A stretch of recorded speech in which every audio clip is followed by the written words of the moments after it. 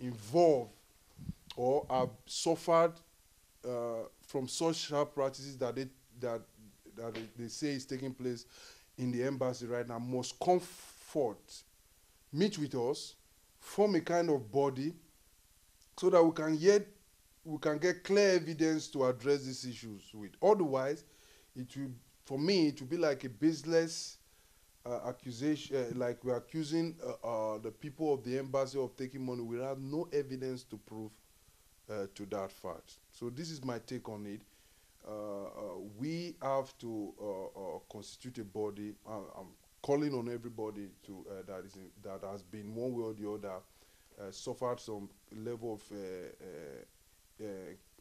sharp practices with this discussion to come out, come discuss with us. You know how to get in touch with us. Let's sit down together. Then we'll move as a body to the embassy and discuss it with the embassy. Demand that the allegations are investigated and see and demand the truth or the report of those allegations from the ambassador herself. And if after a given time we don't see changes about the situation, then we know whom to address this issue with, because somebody sent the ambassador here to come and serve Nigerians here. So if she's not delivering on her duties to the people, then we refer her back to who brought her in here for us. So she's there to serve us, not the other way around. Is there a body or group or an organization that is also fighting for the rights of Nigerians to the embassy to make them aware that Nigerians are going through one thing or the other and they need help, that the embassy should help them in any way they can? Is there a body that's a spokesman for them, or Nigerians don't have a body that is speaking for them, they just go individually? My response to that question is that, to the best of my knowledge, I don't know of such body at the moment. If any exists, I would like to know of such. But the best I know about this situation is that individuals here and there are just complaining about it on individual capacity. And this is why I said, before now, that we should constitute a body. Get in touch with me, get in touch with my organization. We sit down, constitute a body, and send a delegation to the embassy now, so that we demand our rights. And I tell you, I can assure you that we get what we want, because the ambassador and our staff and the embassy as a whole are there to serve us. And the embassy as a building is our property. It's taxpayers' money that is keeping them there, and they must do according to our demands, which are fair and just. Thank you very much. Um, we've come almost to the end of the program, but we've not really come to the end. If you want to contact him, you can always contact him on the number below your screen. But to make everything clear is that in few months' time, of let's say like in few months' time, if there's no result, they're going to be hitting the streets again for another protest to make the voice of Nigerians heard. So if you're interested in joining this peaceful demonstration to make your voice heard, you can always contact the number under the screen. You can go on the email address under the screen, or you can also contact the Facebook address under the screen to know the activities of Nigerians living in Holland generally. London has done theirs, other countries, other Nigerians in other countries have done theirs, and we are doing ours. But another question is this: is it too late or is it too early to embark on this journey?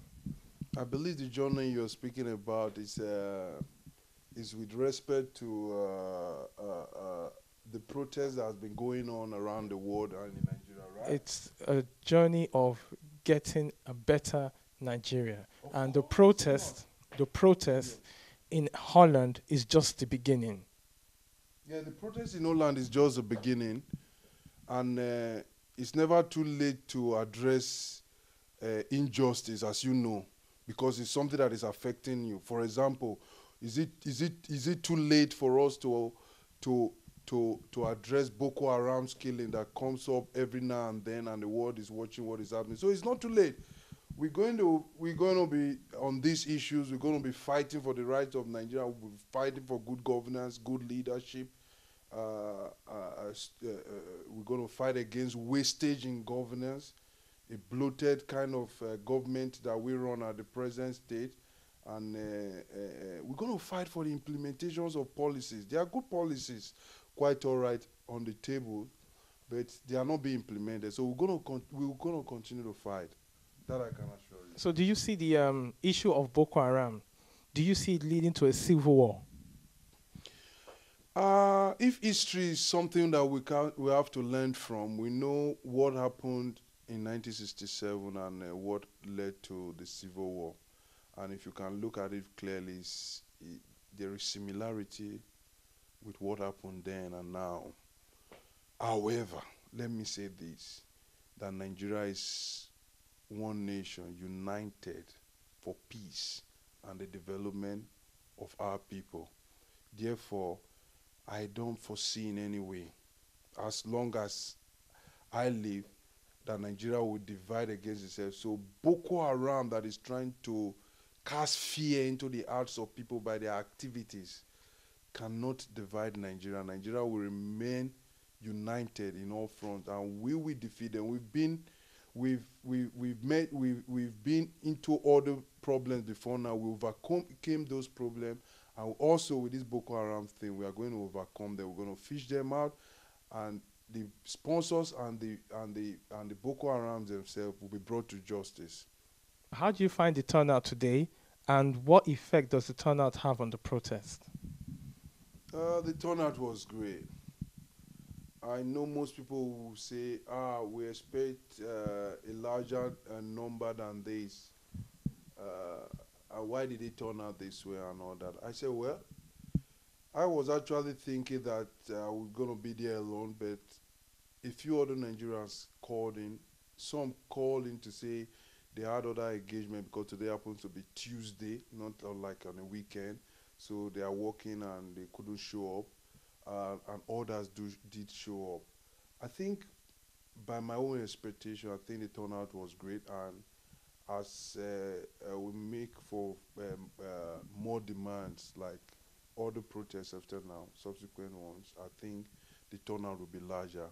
Now Nigerians are aware that we can actually go and address our leaders by voicing our not anger alone, by telling them about issues. Before now, I don't think they were aware of this. So now that they are aware that we have a body right now and they can reach us to make their voice heard, I think they will be coming out much more to support and join subsequent protests. That is, if the situation on ground has not changed in any way. So the effect of the turnout on the protest, that was the second question, right? The effect is to me same. The media houses that came in, your respected organization was there to cover it. I think the thing is about the wider reach. So the effect is to me going to be effective in the sense that the letter that was sent, the placards that were held up high, the people that voiced their angers, somehow, will the message will get across to the people that needs to hear it back at home. That I'm assured of. And after now, with subsequent protests, I believe we can achieve more. So I'm using this opportunity to call on more Nigerians in the Netherlands to come. Okay, thank you very much. To also contact him, like I said, the numbers and the email address and Facebook is just beneath your screen. So you can always contact him on those addresses, and you can also contact Niger TV also to get more information. We've come to the end of the program, and we're looking forward to more activities from the citizens of Nigeria. You're watching Niger TV. Stay tuned.